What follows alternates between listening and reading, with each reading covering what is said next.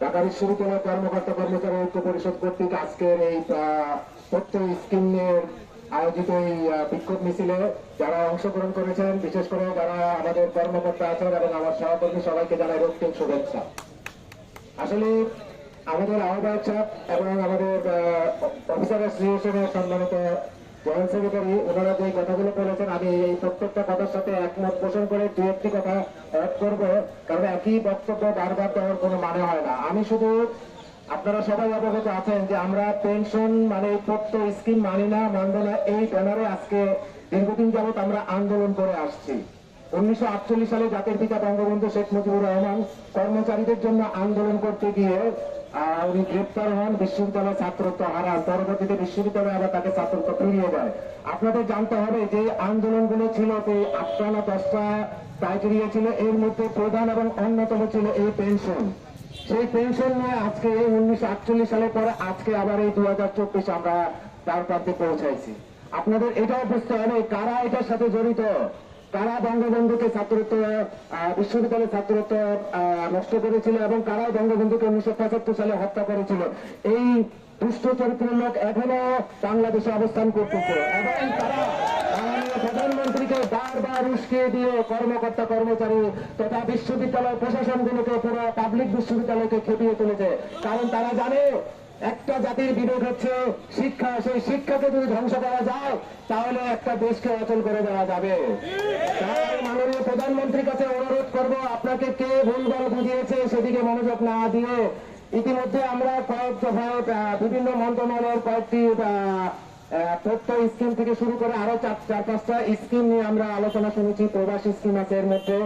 আমার মনে হয় এগুলো না করে আমরা সার্বজনীন পেনশন মানে কি, উনি যেটা চাচ্ছেন যে ভ্যান গাড়ি, ঠেলা গাড়িওয়ালা, গার্মেন্টস কর্মী প্রত্যেককে এক জায়গায় নিয়ে আসার জন্য আমি সরকারের কাছে অনুরোধ করব, অবশ্যই সার্বজনীন পেনশন দিয়ে আপনার আরেকটা জিনিস করেন, সেটা হচ্ছে সার্বজনীন সুযোগ সুবিধা। সেই সুযোগ সুবিধাটা আমলা কামলা সচিব যে সুযোগ সুবিধা পায়, আমাদেরকে সেই আওতা নিয়ে আসে।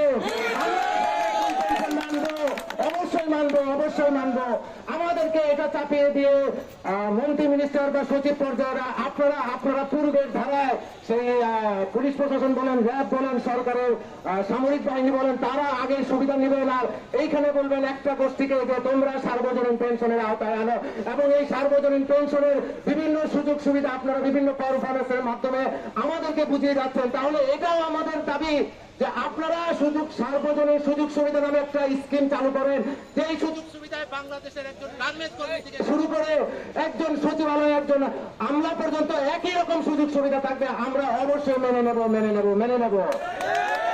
বলতে চাই, আজকে আমাদের বিশ্ববিদ্যালয়গুলো, আমি ঢাকা বিশ্ববিদ্যালয় 4th শ্রেণী কর্মচারী ইউনিয়নের সভাপতি হিসাবে এবং ঐক্য পরিষদের সদস্য সচিব হিসাবে ঢাকা বিশ্ববিদ্যালয়ের মাননীয় প্রশাসন এবং বিসি ট্রেজারার মহোদয় দৃষ্টি আকর্ষণ করে বলছি যে 1973 সালে জাতির জনক বঙ্গবন্ধু যে আদেশ দিয়ে গেছেন বিশ্ববিদ্যালয়কে, বিশ্ববিদ্যালয়কে যে ক্ষমতা দিয়ে গেছেন, যে সিদ্ধান্ত নেওয়ার ক্ষমতা, এই ক্ষমতা ব্যাহত করার, বাতিল করার ক্ষমতা বাংলাদেশের কারো আছে বলে আমি মনে করি না।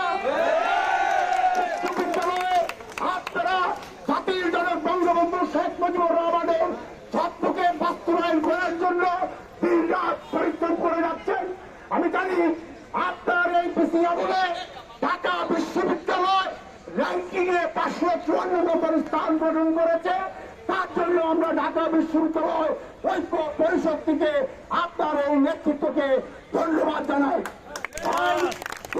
আজকে একটা দৃষ্টান্ত স্থাপন করার জন্য কর্মকর্তা কর্মচারী ঐক্য পরিষদের সদস্য সচিব হিসাবে আমাদেরকে এই ব্যাগ বৃষ্টির রোধ থেকে ঘরে ফিরিয়ে নেওয়ার জন্য এবং প্রত্যয় স্কিম বাতিল করার প্রয়োজনীয় ব্যবস্থা গ্রহণ করার জন্য আপনি সরকারের সাথে মিলিয়ে করে অতি তাড়াতাড়ি এর শুনানি করবেন বলে আমরা বিশ্বাস করি। যতক্ষণ পর্যন্ত